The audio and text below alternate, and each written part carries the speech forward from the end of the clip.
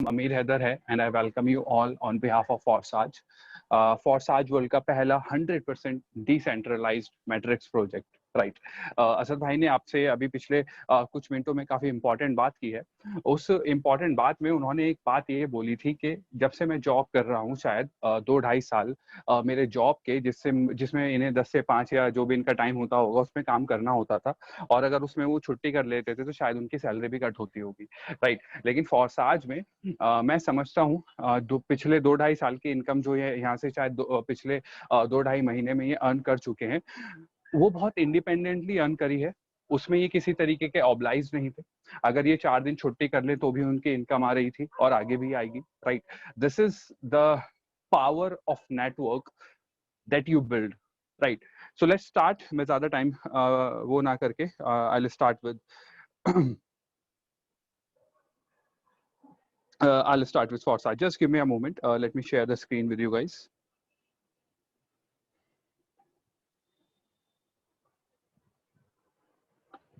All right, as I told you, Forsage 100% first ever 100% decentralized matrix project. Forsage अपने आप में ही एक मिसाल बन चुका है पिछले 5-6 महीनों में। 31 जनवरी 2020 को इसे इथेरियम की ब्लॉकचेन पे डिप्लॉय किया गया था। 31 जनवरी 2020 मतलब अभी कितने 6 से 7 महीने हुए हैं। 6 से 7 महीने में ये जो फॉरसाज है, आप लोगों को लग रहा होगा कोई कंपनी होगी, कोई हम प्लान ये वो सब सुनेंगे, तो मैं आपको बता दूं, इस गलतफहमी को दूर कर दीजिए कि फॉरसाज कोई कंपनी नहीं है। सबसे पहली बात, फॉरसाज एक स्मार्ट कॉन्ट्रैक्ट है। स्मार्ट कॉन्ट्रैक्ट क्या होता है वो मैं भी आपको बताऊंगा। फॉरसाज अपनी खासियतों की वजह से आज 6 से 7 महीनों में टॉप रैंक पर जाके बैठा हुआ है। टॉप रैंक पे इसीलिए डेप एप्लीकेशंस होती हैं, decentralised applications, artificial intelligence, virtual intelligence, robotics, इन्हीं सब का जमाना है आजकल। हम इसी चीजों के बारे में अक्सर सुनते रहते हैं, राइट। इन सब एप्लीकेशंस में इन सारी चीजों को या फिर इन सारी टेक्नोलॉजी को पीछे छोड़ के इस वक्त फॉरसाज टॉप पर बैठा हुआ है। और ये जो मैं डेप एप्लीकेशंस आपको वर्ड बोल रहा हूँ, इसे गूगल पे डालना और जो भी मैं आपको फैक्ट्स बता रहा हूँ उसे जाके सर्च कर लेना कि फॉरसाज कहाँ पे स्टैंड कर रहा है, राइट। इनफैक्ट इथेरियम ब्लॉकचेन की बात करें तो इथेरियम के ब्लॉकचेन पे फॉरसाज ने आज इतनी ग्रोथ करी है कि वो रैंक 2 पर जाके बैठा है। रैंक 1 कोई क्रॉस ही नहीं कर सकता क्योंकि वो खुद इथेरियम का है, राइट। अब ये जो मैं वर्ड्स का इस्तेमाल कर रहा था, इथेरियम, डिसेंट्रलाइजेशन, ये सब वर्ड्स क्या है, स्मार्ट कॉन्ट्रैक्ट्स, इनका मतलब क्या है, तो मैं आपके 5 से 10 मिनट लूंगा। तो जितने लोग मुझे पहली बार सुन रहे हैं वो ध्यान से समझिएगा, बिकॉज ये बेस है इस पूरे प्रोजेक्ट का। आपको समझने में बहुत आसानी होगी और आपके लिए बहुत ज्यादा जरूरी है, राइट। और जितने लोग ऑलरेडी ज्वाइन है, आप अपने पास पेपर पेन रख लो यार, बिकॉज आपके लिए ठीक रहेगा। बिकॉज जब आप किसी को बताते हो, आपके सामने क्वेश्चंस आ सकते हैं कि ये क्या होता है क्या होता है, तो it will help you, right. Because अगर आप गूगल पे सर्च करने जाओगे तो बहुत टेक्निकल वो मिलेगा, बट आई हैव ट्राइड कि मैं आपको थोड़ा बेसिक में इसे बता दूं तो आपको बहुत इजी लैंग्वेज में अंडरस्टूड हो जाएगा, आप डुप्लीकेट इजीली कर पाओगे इसे, राइट। तो जब हम बात करते हैं इथेरियम की, तो इथेरियम एक क्रिप्टो करेंसी है। क्रिप्टो करेंसी क्या होती है? क्रिप्टो करेंसी एक वर्चुअल करेंसी है, एक डिजिटल करेंसी है, इसकी कोई फिजिकल फॉर्म नहीं है। इस वक्त मेरे पॉकेट में या मेरे वॉलेट में मेरी करेंसी पड़ी होगी, INR पड़ा हुआ है, फिजिकल नोट है, टच कर सकता हूँ, फील कर सकता हूँ। वर्चुअल करेंसी को नहीं कर सकता, right. It has no physical existence, number 1। Number 2, it is completely decentralised. Decentralised और सेंट्रलाइज्ड में क्या डिफरेंस होता है? सेंट्रलाइजेशन का मतलब है, या सेंट्रलाइज कोई चीज है जिसे कोई कंट्रोल कर रहा है, वो कंप्लीटली सेंट्रलाइज्ड है। जैसे एग्जांपल अगर मैं करेंसी में ही लूं, तो जितनी भी कंट्रीज की करेंसी होती है, हमारी कंट्री की है, तो हमारा एक सेंट्रल बैंक है। वो सेंट्रल बैंक उस करेंसी को पूरी तरीके से कंट्रोल करता है, उसका आउटफ्लो इनफ्लो रखता है, राइट। उसके हिसाब से जो भी होना होता है, करेंसीज में चेंजेस हो जाते हैं, जैसे हमारे यहाँ डिमोनेटाइजेशन हुआ था और बहुत सारी चीजें होती रहती हैं, राइट। सेंट्रलाइज है, जैसा RBI ने किया वैसा हो गया। लेकिन क्रिप्टो करेंसीज में, ब्लॉकचेन में, बिटकॉइन में, सॉरी इथेरियम में, ये सारी चीजें नहीं होती हैं। इन्हें कोई भी कंपनी, कोई बैंक, कोई गवर्नमेंट ओन नहीं करता, मतलब कोई इसका मालिक नहीं है। यही खास बात है कि 2009 में जब से बिटकॉइन इंट्रोड्यूस हुआ है, आज 10-11 सालों में पूरी दुनिया में डोमिनेट कर हो चुका है। और जब मैं पूरी दुनिया की बात करता हूँ, 200 करीब मुल्क हैं, कंट्रीज हैं, उसमें से 90 से ज्यादा कंट्रीज इसे ऑलरेडी अडॉप्ट कर चुकी हैं। अडॉप्ट कर चुकी है मतलब अपना लीगल टेंडर बना चुकी हैं। अब पता है लीगल टेंडर क्या होता है? जैसे आपकी कंट्री का लीगल टेंडर आपकी कंट्री की करेंसी है जो कहीं पे भी एक्सेप्ट हो जाती है पूरे country across your country, right? तो बहुत सारी कंट्रीज बिटकॉइन और इथेरियम को अपना लीगल टेंडर बना चुकी हैं। जैसे अगर मैं मॉरिशियस की बात करूं तो वो इथेरियम अपने आप को इथेरियम आइलैंड डिक्लेयर कर चुकी है ऑलरेडी। तो जितनी भी डेवलप्ड कंट्रीज हैं वर्ल्ड की, B it USA, B it UK, B it Japan, B it Russia, बहुत सारी साउथ ईस्ट एशियन कंट्रीज, बहुत सारी African countries already crypto currencies अपना चुकी हैं। वहां करेंसी ऐसे ही चलता है जैसे अपने में नॉर्मली ये पैसा रुपया चलता है, राइट? क्रिप्टो करेंसीज 2009 में स्टार्ट हुई थी। सबसे पहला जो क्रिप्टो करेंसी था वो था बिटकॉइन। बिटकॉइन आज लगभग पूरी दुनिया में इसका ट्रेड होता है, खरीदा बेचा जाता है, और काफी कंट्रीज में इसका चलन भी है। और बिटकॉइन के अलावा अगर हम बात करें इथेरियम और हजारों क्रिप्टो करेंसीज आ चुकी है, बट फॉरसाज में हम पर्टिकुलरली बात करेंगे इथेरियम की, क्योंकि इथेरियम जो है वो इथेरियम जो है वो सॉरी जो फॉरसाज है वो इथेरियम की ब्लॉकचेन पर बेस्ड है, राइट? अब अगर मैं पर्टिकुलरली इथेरियम की बात करूं और उसकी ब्लॉकचेन की बात करूं तो ब्लॉकचेन क्या होता है? बिटकॉइन की अलग ब्लॉकचेन है, इथेरियम की अलग है, हर अपनी करेंसी की अलग ब्लॉकचेन होती है, राइट? आप अपनी खुद की ब्लॉकचेन क्रिएट कर सकते हो, और हो सकता है आने वाले टाइम में कर लो। अगर आपका अपना खुद का बिजनेस है तो कुछ नहीं भरोसा, 10 से 12 साल के बाद आपकी सारी ट्रांजैक्शंस आप अपनी ब्लॉकचेन पे जाके रिकॉर्ड कर रहे होगे, ठीक है? अब मैंने बोला कि ब्लॉकचेन पे जाके ट्रांजैक्शंस रिकॉर्ड हो रही होंगी। What does that mean? That means that ये जो ब्लॉकचेन है ये आपका एक डिसेंट्रलाइज्ड, मतलब इसका भी कोई मालिक नहीं है, ये डिसेंट्रलाइज्ड लेजर है। लेजर क्या होता है? खाता बुक होती है ना, जहाँ पे अपन ट्रांजैक्शंस रिकॉर्ड करते हैं, कितना आया, कितना गया, कितना आया, कितना गया। ब्लॉकचेन भी वही है, वर्चुअल लेजर है, जहां पे बिटकॉइन, इथेरियम या फिर कोई से भी ट्रांजैक्शंस रिकॉर्ड होती हैं। दुनिया की the next big thing internet के बाद कोई होगा तो ब्लॉकचेन होगा। आज जैसे इंटरनेट कॉमन है ना, सब जानते हैं, राइट? अगर आप में से किसी को पूछूं किसी को पता है इंटरनेट किसने बनाया था? कोई नहीं जानता। ब्लॉकचेन की अगर हम बात करें तो ब्लॉकचेन आने वाले कुछ टाइम में आप देखोगे कि इंटरनेट के ऊपर बैठा होगा, क्योंकि हर एक चीज ब्लॉकचेन बेस्ड होगी। आपके गेम्स, आपकी म्यूजिक इंडस्ट्री, आपकी गवर्नमेंट अपने सारे रिकॉर्ड्स ब्लॉकचेन में रखेगी, आपकी सारी बैंकिंग ट्रांजैक्शंस। जैसा मैंने कहा कि अगर आप दुकानदार हो, अपनी ट्रांजैक्शंस थोड़े से मॉडर्न बन जाओगे या थोड़ी सी टेक्नोलॉजी यूज करोगे तो हो सकता है ब्लॉकचेन पे रख रहे हो, राइट? ब्लॉकचेन इसलिए सबसे ज्यादा वो है क्योंकि ये अनहैकेबल है। पिछले 11 सालों में अभी तक कोई बंदा ऐसा नहीं है जो ब्लॉकचेन के कोई ट्रांजैक्शन के साथ छेड़छाड़ कर गया हो या फिर उसे हैक कर लिया हो, राइट? ये खासियत है। ऐसे ही इथेरियम की ब्लॉकचेन है, इसका मतलब इथेरियम की सारी ट्रांजैक्शंस उसकी ब्लॉकचेन पे जाके रिकॉर्ड होती हैं। और फॉरसाज जो है वो इथेरियम की ब्लॉकचेन पे 31 जनवरी 2020 को, मतलब से 6-7 महीने पहले उसे डिप्लॉय किया गया था। किसने डिप्लॉय किया था? जॉन और लाडो। आपकी स्क्रीन पे आपको दो फेसेस नजर आ रहे हैं, रशिया के हैं, रशियन है फॉरसाज स्मार्ट कॉन्ट्रैक्ट जो है। इन दोनों दोस्तों ने उसे डिप्लॉय किया था, मतलब एग्जीक्यूट कर दिया था। फॉरसाज की खासियत क्या है, या फिर रीजन मैं क्यों फॉरसाज ज्वाइन करूं यार, क्या होने वाला है इससे? एज असद भाई सेड कि यार 2.5 साल की मेरी इनकम अलग और मेरे 2-2.5 महीने की इनकम अलग, ऐसा कैसे हो सकता है यार, राइट? तो सबसे पहली चीज कि फॉरसाज 100% डिसेंट्रलाइज्ड है, मतलब फॉरसाज का भी कोई मालिक नहीं है। ये जो मैंने अभी दो नाम लिए, जॉन और लाडो, ये फॉरसाज के मालिक नहीं है। इन्होंने स्मार्ट कॉन्ट्रैक्ट बना के डिप्लॉय कर दिया, अब चाहे तो इसमें कोई चेंजेस नहीं हो सकते। ऐसे ही आपको इसमें 5वां पॉइंट दिख रहा होगा, इम्यूटेबल। इम्यूटेबल का यही मतलब है कि इस स्मार्ट कॉन्ट्रैक्ट को अब मॉडिफाई नहीं करा जा सकता। ये स्मार्ट कॉन्ट्रैक्ट जिस जैसी फॉर्म में एक बार एग्जीक्यूट हो गया, अब कुछ भी हो जाए इसे चेंज नहीं करा जा सकता है, राइट? इसी वजह से पिछले 5-6 महीनों में फॉरसाज की इतनी अच्छी ग्रोथ हुई है, क्योंकि इसमें कई बार क्या होता है, एक सेंट्रलाइज सिस्टम है, मेरी कंपनी है, मैंने अपने हिसाब से चेंजेस कर दिए, बट फॉरसाज में अभी तक ऐसा कुछ हुआ ही नहीं है, इसलिए फॉरसाज की इतनी अच्छी ग्रोथ हो रही है, राइट? इसके अलावा आप देखोगे पीयर टू पीयर ट्रांजैक्शंस। ये जो पीयर टू पीयर ट्रांजैक्शन है, ये एक क्रिप्टो करेंसी का भी फीचर है, पर्सन टू पर्सन। इसका मतलब क्या है कि इसमें कोई मीडियोकर नहीं है, कोई मिडिल मैन नहीं है, राइट? जो आज तक हम नॉर्मल ट्रांजैक्शन करते हैं, या मैं ट्रेडिशनल बैंकिंग सिस्टम की बात करूं तो उसमें बैंक एक थर्ड पार्टी का रोल अदा करता है, राइट? कई बार होता है ना कि इंस्टेंट ट्रांजैक्शन हो जाती है, बट अक्सर क्या होता है कि your banking server is not responding, 24 घंटे 48 घंटे के लिए आपकी पेमेंट फंस गई, राइट? It happens. लेकिन क्रिप्टो करेंसीज में ऐसा नहीं होता, विद इन सेकेंड्स इधर से उधर ट्रांजैक्शन होती है। सेम फॉरसाज में हो जाता है दैट विद इन सेकेंड्स मतलब जो फॉरसाज में आपको पेमेंट या पे आउट मिला करेगा, जो आपको पे आउट, जो आपको इनकम मिला करेगी फॉरसाज पे, उसके लिए आपको किसी पे डिपेंडेंट रहने की जरूरत नहीं है। उसके लिए आपको फॉरसाज की वेबसाइट खोलने की जरूरत नहीं है। उसमें बस फॉरसाज हो और आपका ट्रस्ट वॉलेट है, आपकी एप्लीकेशन है जिसमें आपको इंस्टेंटली पे आउट मिल जाएगा, राइट। इथेरियम की ब्लॉकचेन पे बेस्ड है, दिस आई टोल्ड यू। अब हाउ टू स्टार्ट, मुझे स्टार्ट कैसे करना है यार? वर्चुअल करेंसी है तो वर्चुअल मेरा वॉलेट है, ट्रस्ट वॉलेट। एंड्रॉइड फोन्स की एप्लीकेशन डाउनलोड कर सकता हूँ। ट्रस्ट वॉलेट के अलावा I have MetaMask, I have token pocket for iPhone users, right, MetaMask for PC users. ये क्या है? ये वॉलेट है, ये एप्लीकेशन है जहां पे मैं अपनी क्रिप्टो करेंसी सेफली सिक्योर रख सकता हूँ अपने पॉकेट में। फॉरसाज की सबसे खास बात यह है कि Forsage instantly within nanoseconds, मतलब मैं 1 सेकंड 2 सेकंड 1 मिनट या 2 मिनट की बात नहीं कर रहा हूं, मैं बात कर रहा हूं within nanoseconds. Forsage with in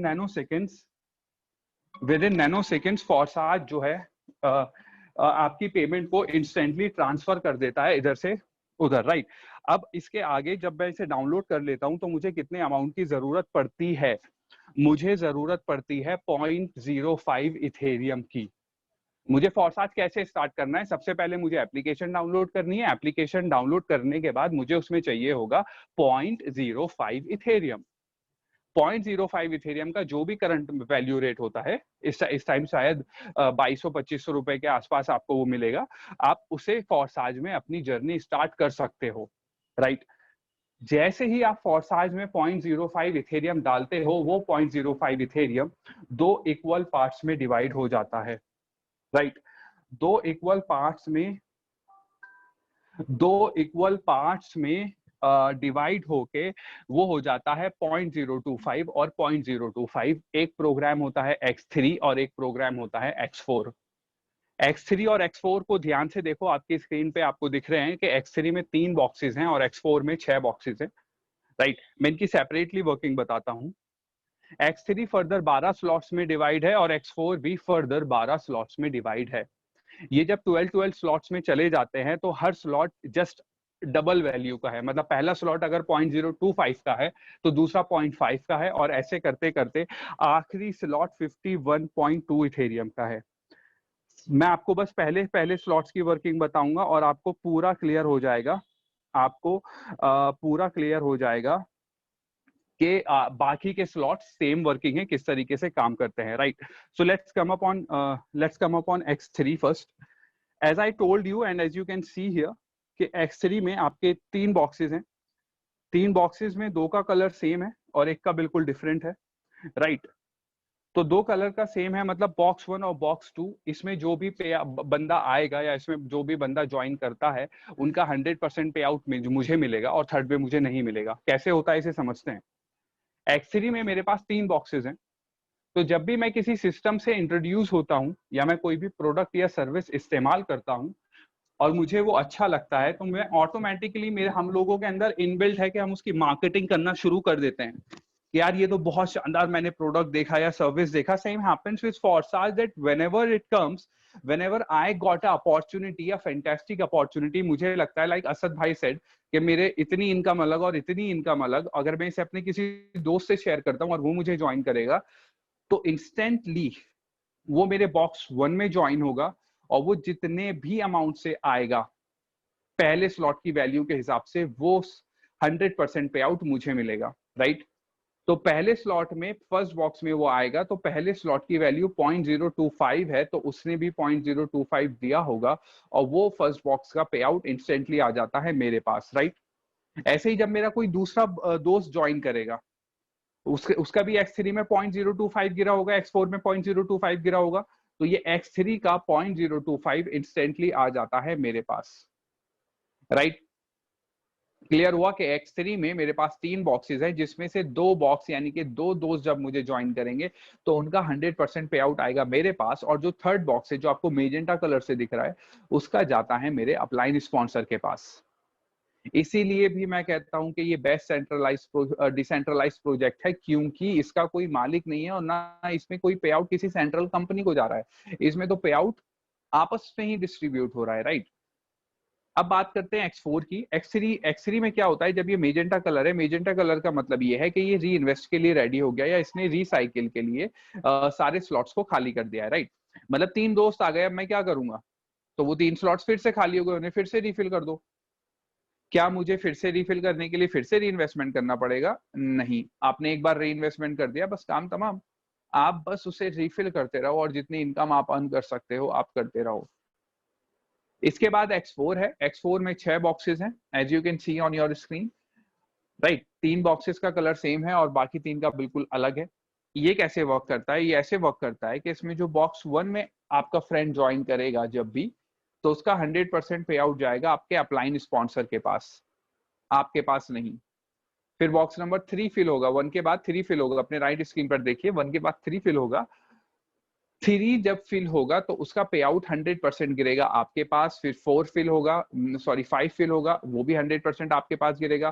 फिर आपका बॉक्स नंबर 2 फिल होगा, बॉक्स नंबर 2 जाएगा आपके अपलाइन स्पॉन्सर के पास। फिर बॉक्स नंबर 4 की बारी और फिर बॉक्स नंबर 6 की बारी। तो X4 में 6 बॉक्सेस हैं, 6 बॉक्सेस में से 3 बॉक्सेस का 100% पे आउट जाएगा आपके पास, और 3 बॉक्सेस का बॉक्स नंबर 1, 2 और 6 का जाएगा आपके अपलाइन स्पॉन्सर के पास।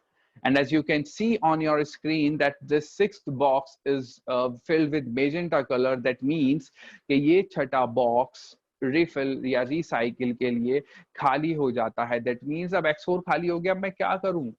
You don't need to do anything, ये फिर से रिफिल होगा और इसमें फिर से इनकम होगी, राइट। X3 की अगर मैं बात करूं तो X3 प्योर वर्किंग प्लान है, उसमें जब तक मैं काम नहीं करूंगा, मैं किसी को ज्वाइन नहीं कराता, मुझे उसमें इनकम नहीं आती है। लेकिन अगर मैं X4 की बात करूं तो X4 प्योर वर्किंग प्लान नहीं है, वो सेमी इन्वेस्टमेंट प्लान भी है। एज इन, अगर मैं X4 में सारे स्लॉट्स बाय करके डाल देता हूं, मेरे पास इतनी कैपेसिटी है, तो X4 में स्पिल्स गिरते हैं, और वो स्पिल जिस बॉक्स में भी गिरा और जितने बड़े स्लॉट में गिरा, मुझे उतना ही पे आउट मिलता है। फॉर एग्जाम्पल, आप समझो ये जो राइट साइड पे ब्लैंक बॉक्स है और ये आपका 12वां स्लॉट है जिसकी वैल्यू 51.2 इथेरियम की है। तो जब भी इसमें थर्ड बॉक्स में कोई स्पिल आएगा तो उसकी वैल्यू 51.2 इथेरियम की ही होगी। जब वो फोर्थ में आएगा तो भी 51, और जब वो फिफ्थ में आएगा तो भी 51। मतलब अगर आप एक स्लॉट की वैल्यू समझो तो वो 51.2 इथेरियम का परचेज किया हुआ स्लॉट आपको इनकम दे के जाता है 51.2 इथेरियम्स की, राइट। ये हो गया आपका X4। X3 में 3 बॉक्सेस और X4 में 6 बॉक्सेस होते हैं। और ये आपकी स्क्रीन पर कुछ एक्सचेंजेस की लिस्ट है। ये एक्सचेंजेस की लिस्ट आप लोग अपने इसमें अकाउंट क्रिएट कर सकते हैं, आप अपने इथेरियम को अपने करेंसी में कन्वर्ट कर सकते हैं whenever you want, like. So that's all about Forsage from my side. And अभी आप लोगों को मैं एक छोटा सा, बहुत छोटे से पॉइंट के साथ छोड़ के जा रहा हूँ, बहुत छोटी सी कैलकुलेशन के साथ छोड़ के जा रहा हूँ। और वो क्या कैलकुलेशन है? जब मैंने स्टार्ट किया था, इथेरियम की वैल्यू 200 थी और कही जा रही थी कि 4 से 5 महीनों में, मतलब अक्टूबर नवंबर तक ये 400 हो जाएगी, मतलब मेरा इन्वेस्टमेंट डबल हो जाएगा। लेकिन जब आप आज इथेरियम की वैल्यू देखते हो तो वो ऑलरेडी $400 क्रॉस कर चुकी है। मतलब जब मैंने 2 सवा 2 महीने पहले काम शुरू किया, मैंने यहाँ से कुछ इथेरियम कमाए, तो उन इथेरियम्स की वैल्यू ऑलरेडी दोगुनी हो चुकी है। तो यहाँ से जो आप इथेरियम कमाते हो तो वो तो अलग है, बट उन इथेरियम पे जो प्रॉफिट होता है वो बिल्कुल अलग है, राइट। सो एक्सपेक्टेशन लगाई जा रही है, प्रिडिक्शन लगाई जा रही है, क्योंकि पास्ट में इथेरियम की एक इथेरियम की वैल्यू $1400 रही है, तो ये दोबारा से अगले 6 से 8 महीनों में $2000 जाना है। मतलब आज एक इथेरियम $400 के हिसाब से जो करीब 30,000 रुपीज का है, वो $2000 का होगा, मतलब 1.5 लाख का होगा, राइट। तो आप लोग खुद अंदाजा लगा लो, जिस दोस्त ने भी आपको यहाँ इनवाइट किया है, यहाँ जितनी टीम है, लाइक असद भाई was saying that he has earned a ट्रेमेंडस amount from here, that means he has earned Ethereum for him. और ये एक इथेरियम अर्न करना आपके लिए कितना इंपॉर्टेंट है, या आपकी फैमिली के लिए कितना इंपॉर्टेंट है, मैं बता देता हूँ। इसकी वैल्यू अभी $2000 नहीं भी गई, $1000 जाएगी। 2024 की अगर मैं बात करूं तो इसकी प्रिडिक्शन लगाई जा रही है कि ये $1 लाख का होगा। ये जो फैक्ट्स, ये जो वैल्यूज बता रहा हूं, I have read it on many articles, but मैं बोलता हूँ ये $1 लाख नहीं जाती है आज से 4 साल के बाद एक इथेरियम की वैल्यू। एक इथेरियम की वैल्यू चली जाती है इसकी 10%, यानी कि $10,000। तो $10,000 भी INR में 8 लाख रुपए होते हैं। तो आप हमेशा याद रखोगे कि फॉरसाज लॉकडाउन के पीरियड में, पेंडेमिक के टाइम में, जब पूरी दुनिया परेशान थी, बट मैंने अपने लिए, अपने बच्चों के लिए कुछ इथेरियम अर्न किए थे जो उस टाइम पे 30,000 के थे और 4 साल में 8 लाख के हैं। तो आप सोच सकते हो कि आने वाले 10, 20 और 30 सालों के बाद उनकी कितनी ज्यादा वैल्यू होगी। तो इट डिपेंड्स ऑन यू कि आपको यहाँ से एक इथेरियम कमाना है, 10 कमाने हैं, 100 कमाने हैं, 1000 कमाने हैं। 1000 की फिगर पे इसलिए रुक गया बिकॉज ये ऑलरेडी 3 से 4 महीनों में लोग इतनी फिगर को क्रॉस भी कर चुके हैं, राइट। तो डिपेंड्स ऑन यू कि आपका पोटेंशियल कितना ज्यादा है, आपका नेटवर्क, आपकी नेटवर्थ कैसी है। आपका नेटवर्क आपकी नेटवर्थ डिफाइन करेगा, ऑल राइट। और ये जो मैं नेटवर्क और नेटवर्थ की बात कर रहा हूँ, आपको बता देता हूँ कि आज दुनिया में जिसका सबसे ज्यादा बड़ा नेटवर्क है उसकी उतनी ही बड़ी नेटवर्थ है। एग्जाम्पल दे रहा हूं मैं आपको अमेजन का। आप सभी लोग इस्तेमाल करते हो, शॉपिंग करते हो उससे। इसी वजह से आज अमेजोन इतना बड़ा है कि खुद भी सबसे वर्थ में कंपनी सबसे बड़ी है, प्लस उसका जो मालिक है जेफ बेजोस वर्ल्ड का रिचेस्ट पर्सन है, राइट। सो गाइस, असद भाई, rest on you. Thank you so much guys for listening to me, and if you have any questions you can ask. मैं हूं अभी। Thank you so much sir, बहुत बहुत शुक्रिया। शाहनवाज भाई हैं हमारे साथ। सर, आप प्लीज अपना एक्सपीरियंस शेयर करेंगे पिछले 2 से 3 मंथ की जो जर्नी आपने फोरसाज के साथ की है, अगर आपको मेरी आवाज क्लियर आ रही है तो।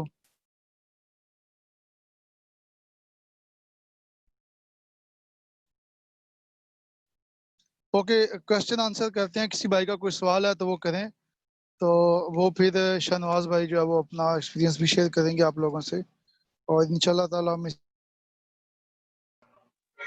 अस्सलाम वालेकुम रहमतुल्लाहि व बरकातहू। जी, किसी भाई का कोई सवाल है तो प्लीज